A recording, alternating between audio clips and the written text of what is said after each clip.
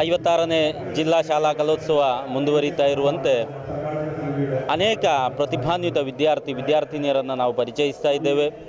ಇದೀಗ ಮತ್ತೋರ್ವೆ ಪ್ರತಿಭಾನ್ವಿತ ವಿದ್ಯಾರ್ಥಿನಿ, ಕನ್ನಡದ ವಿದ್ಯಾರ್ಥಿನಿ ಆಯಿಷತ್ ಸಫ್ವಾನ ಎಂಬ ವಿದ್ಯಾರ್ಥಿನಿ ನಮ್ಮ ಜೊತೆಗಿದ್ದಾಳೆ.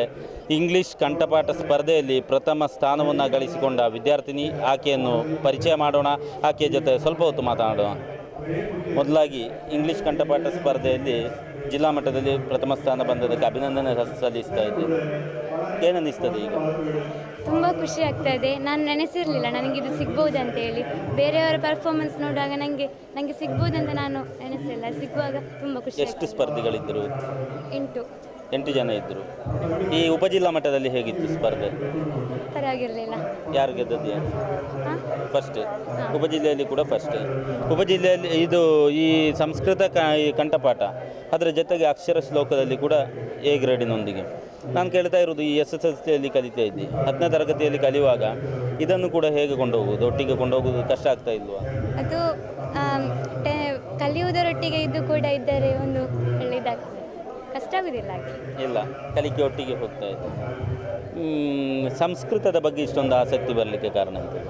ಚಿಕ್ಕಂದಿನಿಂದಲೇ ನನಗೆ ಸಂಸ್ಕೃತ ಎಂದರೆ ತುಂಬ ಇಷ್ಟ. ಹಾಗೆ ಸಂಸ್ಕೃತ ಒಂದು ಸೆಕೆಂಡ್ ಲ್ಯಾಂಗ್ವೇಜ್ ಆಗಿ ತೆಗೆದುಕೊಂಡಿದ್ದೆ. ಹಾಂ. ಏನು ಮನೆಯವರ ಪ್ರೋತ್ಸಾಹ ಇತ್ತು ಇದಕ್ಕೆ? ಹಾಂ, ಮನೆಯವರು ಹೇಳ್ತಾ ಇತ್ತು ಸಂಸ್ಕೃತ ತೆಗಿ ಅಂತ. ತಂದೆ ಏನು ಮಾಡ್ತಾರೆ? ತಂದೆ ಅಂಗಡಿ. ಏನು ಹೆಸರು? ಅಬ್ಬಾಸ್. ಸಂಸ್ಕೃತ ಟೀಚರ್ ಯಾರು? ಈಗ ನಾರಾಯಣ ಸರ್.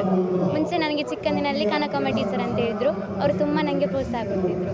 ಈ ಒಂದು ಕಾಲ ಅಂತ ಹೇಳೋದು ಹೊಸ ಆಧುನಿಕ ಕಾಲ, ಇಂಗ್ಲೀಷ್ ಯುಗ. ಸಫ್ವಾನ ಕನ್ನಡ ಮೀಡಿಯಂ ಕಲಿತಾ ಇದ್ದೆ. ಇಂಗ್ಲೀಷ್ ಯುಗದಲ್ಲಿ ಕನ್ನಡ ಮೀಡಿಯಂ ಆದರೂ ನಾನು ಕೇಳ್ತಾ ಇರೋದು, ಈ ಸಂಸ್ಕೃತ ಎನ್ನುವಂಥದ್ದು ಈಗ ನಾವು ಸಾಮಾನ್ಯವಾಗಿ ಹೇಳೋದು ಸಂಸ್ಕೃತ ಒಂದು ಮೃತ ಭಾಷೆ ಅಂತೆಲ್ಲ ಹೇಳ್ತಾರೆ. ಅಂದರೆ ಇನ್ನದು ಸಂಸ್ಕೃತ ಸಾಮಾನ್ಯ ಬಳಕೆಯಲ್ಲೇ ಇಲ್ಲದ ಒಂದು ಭಾಷೆ.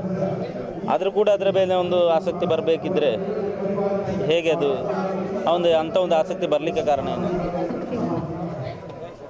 ಸಂಸ್ಕೃತ ಅದೊಂದು ಒಳ್ಳೆ ಲ್ಯಾಂಗ್ವೇಜ್ ಆಗಿ ನನಗೆ ಒಳ್ಳೆ ಲ್ಯಾಂಗ್ವೇಜ್ ಆಗಿ ತೋರ್ತಾ ಉಂಟು. ಏನಿದ್ರು ಇನ್ನು ರಾಜ್ಯ ಮಟ್ಟದಲ್ಲಿ ಕೂಡ ಈ ಒಂದು ವಿದ್ಯಾರ್ಥಿನಿ ಜಯಿಸಿಕೊಂಡು ಕಾಸರಗೋಡಿನ ಕೀರ್ತಿ ಪತಾಕೆಯನ್ನು ಹಾರಾಡಿಸಲಿ, ಅದೇ ರೀತಿ ಕಾಸರಗೋಡಿನ ಒಂದು ಕನ್ನಡದ ಕೀರ್ತಿ ಪತಾಕೆ ಈ ವಿದ್ಯಾರ್ಥಿನಿ ಮೂಲಕ ರಾಜ್ಯ ಮಟ್ಟದಲ್ಲಿ ಮೊಳಗಲಿ ಎನ್ನುವಂಥ ಪ್ರಾರ್ಥನೆಯೊಂದಿಗೆ ವಂದನೆಗಳು ಇಷ್ಟೊಂದು ಹೊತ್ತು ಸಹಕರಿಸಿದ್ದಕ್ಕೆ.